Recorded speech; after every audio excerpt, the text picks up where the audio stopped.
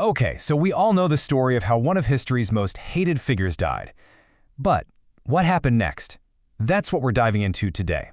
This isn't just a history lesson. We're going to go beyond the facts, into a kind of speculative journey, using old myths and philosophy to imagine what true justice might look like for a soul like that. So let's set the scene. It's April 30th, 1945. The end is not just coming, it's here. Berlin is just a pile of rubble, the Red Army is literally around the corner. And that whole dream of a 1,000-year Reich? Yeah, that's crumbling into dust after only 12 years. And deep beneath the city, in the Führer bunker, a single gunshot rings out. Adolf Hitler is dead. Just like that, the reign of terror that dragged the entire world into darkness, it's over. Now, history books can tell you what happened to his body, but that's where our journey really begins. What do you think happens to a soul that's responsible for that much pain, that much suffering, once it leaves the physical world behind? All right, Section 1, Death of a Dictator, from the bunker to the beyond. Before we can even begin to speculate about the after, we've got to ground ourselves in the historical reality. Let's look at those final, chaotic moments in that bunker. So the last 24 hours were, well, they were surreal. He gets married to Eva Braun in this underground bunker. The very next day, he announces he's going to kill himself, and by 3:30 in the afternoon, he does it. Cyanide and a gunshot. Their bodies were quickly taken outside, thrown in a bomb crater, and burned. The idea was to leave nothing behind, right? No trophy for his enemies. His physical form was, for all intents and purposes, gone. But you can't erase the consequences. Over 60 million people died because of the war he started, and that number, it's just staggering. It's not just a statistic you read in a book. You have to imagine it as this incredible moral weight, this debt that his soul now has to carry into whatever comes next. Okay, so Section 2, a map of damnation. We need to understand the landscape of hell. To even talk about his fate, we need some kind of map.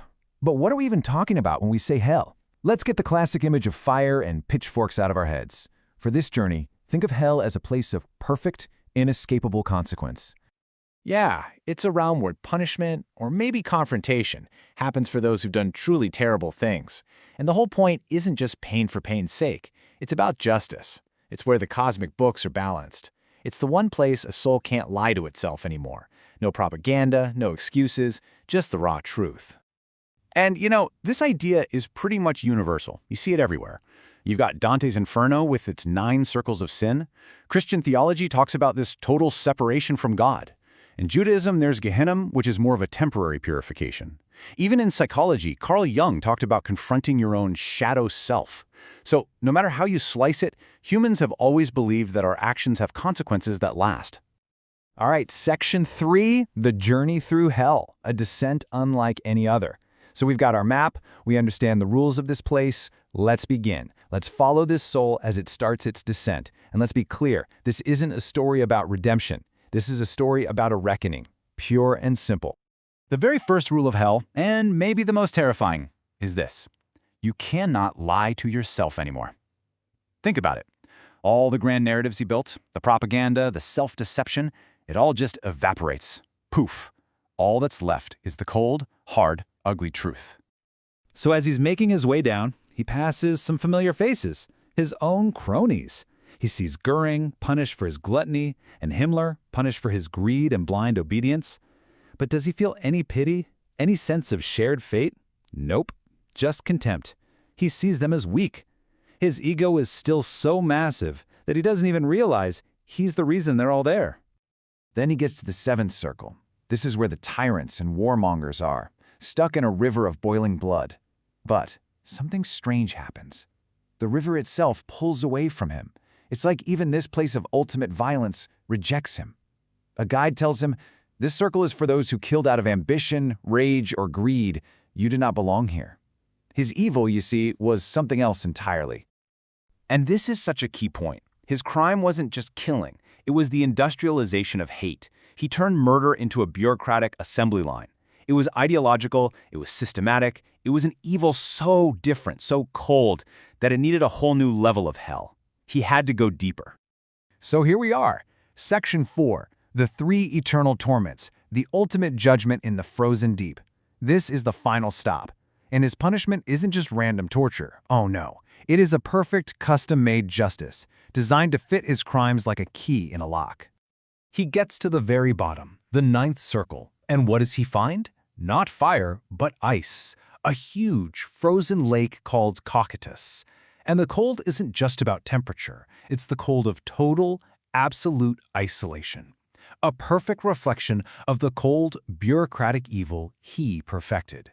He who divided the world is now utterly, eternally alone. Okay, torment number 1, the weight of every life. That number, 60 million, stops being a number. It becomes a reality. He is forced to experience the life story of every single person who died. Not just their death, their whole life. Their first love, their hopes, their fears. He has to feel it all, 60 million times over. Can you even imagine that weight? Then comes torment number 2, the collapse of the myth. The carefully crafted image of the Führer, the savior of his people. It's shattered. He's forced to see himself for what he actually was, a failed artist, a paranoid, deeply insecure man fueled by nothing but bitterness. The whole cult of personality just crumbles into dust right in front of him, forever. And finally, the third and maybe most profound torment, the absence of legacy. This one isn't about pain, it's about purpose, or the complete lack of it. His dream of a 1,000-year Reich is replaced by the simple, brutal truth. He's a footnote, a cautionary tale, a caricature of evil. His ultimate punishment is to realize he achieved nothing of lasting value. He is, in the end, irrelevant. Which brings us to our last section, a mirror for us, the lesson for the living.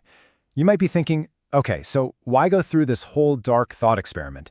And the answer is, this journey into one man's hell, it's not really about him. It's about us. It's holding up a mirror. Because here's the scariest part of all this. Hitler wasn't some demon from another dimension. He was a man, a human being who made choices. It's so much easier to call him a monster, because that lets us off the hook, right? It separates him from us. But the terrifying truth is that the potential to make choices like that, it exists inside of humanity, inside all of us. And if you want to see his punishment here on Earth, it's pretty powerful. Today, the site of the Führer bunker, the very epicenter of his power, it's just a parking lot. It's not even marked. There's no memorial, no sign, nothing. Just a boring old parking lot. Talk about the ultimate symbol of irrelevance. So at the end of the day, this story of hell is really a mirror. It's asking us to look at ourselves. If hell isn't some place you go to, but a direction you choose with every action you take, well, that puts the focus right back on us, doesn't it? It asks us to confront our own choices every single day. What will you do now? The story might be over, but that question, that's for you to answer.